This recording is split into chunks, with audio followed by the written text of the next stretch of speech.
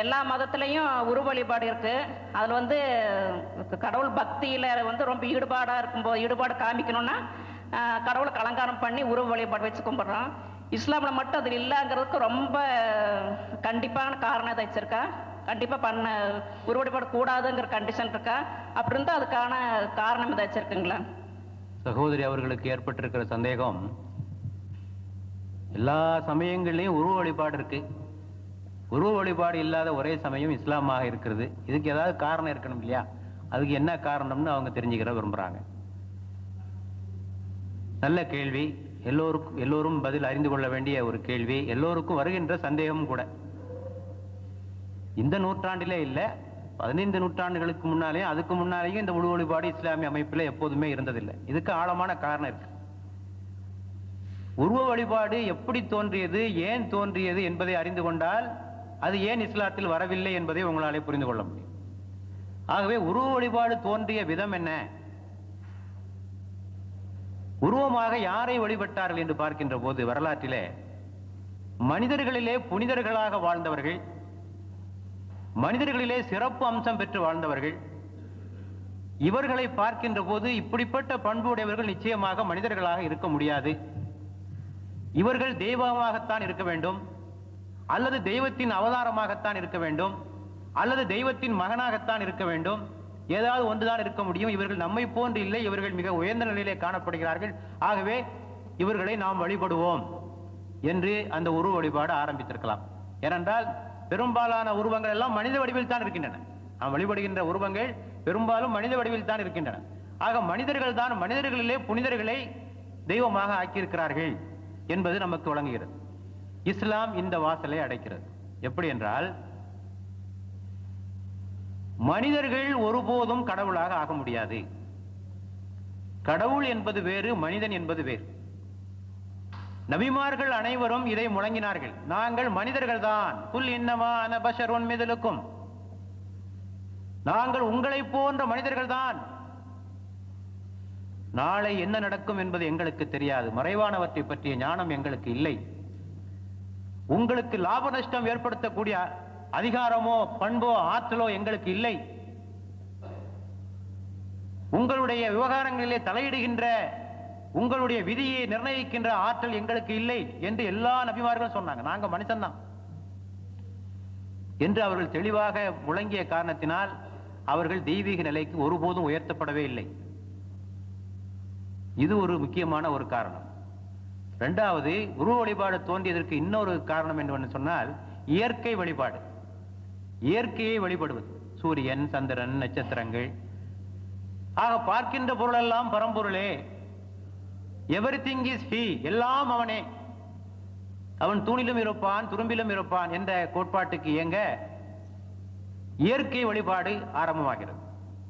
இஸ்லாம் என்ன சொல்லுகிறது என்று சொன்னால், படைத்தவனை வணங்கு, படைப்புக்களை வணங்காதே. படைத்தவனை வணங்கு, படைப்புக்களை வணங்காதே. எவரிதிங் இஸ் ஹி அல்ல, எவரிதிங் இஸ் ஹிஸ். எல்லாம் அவனுக்கு உரியது, எல்லாம் அவன் அல்ல, எல்லாம் அவனுக்கு உரியது. ஆக படைப்புக்கள் எப்படி கடவுளாக முடியும்? அவைகளே இன்னொன்றை சார்ந்து இருக்கின்ற போது, அந்த படைப்புக்களே இன்னொன்றை தேவை உடையவர்களாக இருக்கின்ற போது அவைகள் எப்படி கடவுளாக முடியும்? மரத்தை வழிபடுகிறான் என்று சொன்னால், மரம் வளர வேண்டும் என்றால் அதற்கு மண் வேண்டும், காற்று வேண்டும், உரம் வேண்டும், இன்னொன்றை சார்ந்து இருக்கிறது. சந்திரன் ஒளி கொடுக்க வேண்டும் என்றால் சூரியனிலிருந்து தான் வர வேண்டும். ஒன்று ஒன்றை சார்ந்து இருக்கிறது. இறைவன் என்று சொன்னால் அவன் எவனையும் சார்ந்து இருக்கக்கூடாது, அவன் தேவையற்றவனாக இருக்க வேண்டும், அவன் தான் இறைவனாக இருக்க முடியும். ஒன்றை சார்ந்து இருக்கின்றவன் தேவையுடையவனாக இருக்கவன் ஒருபோதும் கடவுளாக ஆக முடியாது. ஆகவே இயற்கைகள் எல்லாம் இறைவனுடைய படைப்புக்கள். ஆக படைத்தவனை படைப்புக்களை வணங்காதே, படைத்தவனை வணங்கு என்று சொல்லி அந்த வாசலையும் இஸ்லாம் அடைக்கிறது. மூன்றாவதாக உருவ வழிபாடு தோன்றுவதற்கு ஒரு காரணம், குட்டி தெய்வங்கள். கடவுளை நெருங்குவதற்கு சில ஆட்கள் தேவைப்படுகிறார்கள். கடவுளை நேரடியாக நெருங்க முடியாது. அவர்களை நெருங்குவதற்காக சில குட்டி தெய்வங்களை படைத்து அவர்கள் மூலமாக இறைவனை நெருங்குவது என்ற ஒரு கோட்பாடும் இருந்திருக்கிறது. நபிகள் நாயகம் காலத்துல அந்த கோட்பாடு தான் இருந்தது. அவர்கள் பல தெய்வங்களை வழிபட்டார்கள். அப்போ என்ன சொன்னாங்க, இந்த இவைகளெல்லாம் நாங்கள் கடவுள் என்று சொல்லவில்லை, நாங்கள் வழிபட்டுக் கொண்டிருக்கிறோமே இந்த தெய்வங்கள் எல்லாம் கடவுள் என்று சொல்லவில்லை, இந்த தெய்வங்கள் எங்களை இறைவனின் பக்கமாக சமீபமாக ஆக்கி வைக்கும். இறைவன் பக்கமாக எங்களை நெருக்கி வைக்கும். மா நாபுதுஹும் இல்லா லியுகர்ரிபூன இலல்லாஹி ஸுல்ஃபா. நாங்கள் எதற்காக வணங்குகிறோம் என்று சொன்னால் இவைகள் இறைவன் பக்கமாக எங்களை நெருக்கி வைக்கும், எங்களுக்காக இறைவனிடத்திலே சிபாரிசு செய்யும் என்பதற்காகவே தவிர வேறு எந்த காரணத்துக்காக நாங்கள் வணங்கவில்லை. இந்த வாசலையும் இஸ்லாம் அடைச்சது. இறைவனை நேரடியாக நெருங்கலாம். இறைவனை நெருங்குவதற்கு எவருடைய துணையும் தேவையில்லை. இறைவனை நெருங்குவதற்கு மூன்றாவருடைய துணை தேவையில்லை, இடையாளுடைய துணை தேவையில்லை. இறைவன் எங்கே இருக்கிறான்? அவன் உங்களுடைய பிடரி நரம்பை விட மிக சமீபமானவனாக இருக்கிறான். அவனை நீங்கள் அழைத்தால் அவன் உங்களுக்கு பதில் சொல்லுகிறான். குர்ஆனிலே ஒரு வசனம் இருக்கிறது, நபியே நீங்கள் மக்களிடத்திலே சொல்லுங்கள், இறைவனை பற்றி உம்மிடத்திலே கேட்டால் நீர் சொல்லும் அந்த இறைவன் எங்கே இருக்கிறான்? இன்னி கரீப், மிக சமீபமானவனாக இருக்கிறான். ஆகவே இறைவனை நெருங்குவதற்கு நீங்கள் யாருடைய துணையும் அழைத்துக் கொண்டு போக வேண்டிய தேவையில்லை என்ற ஒரு கோட்பாட்டை சொல்லி அந்த வாசலையும் இஸ்லாம் அடைத்து விட்டது.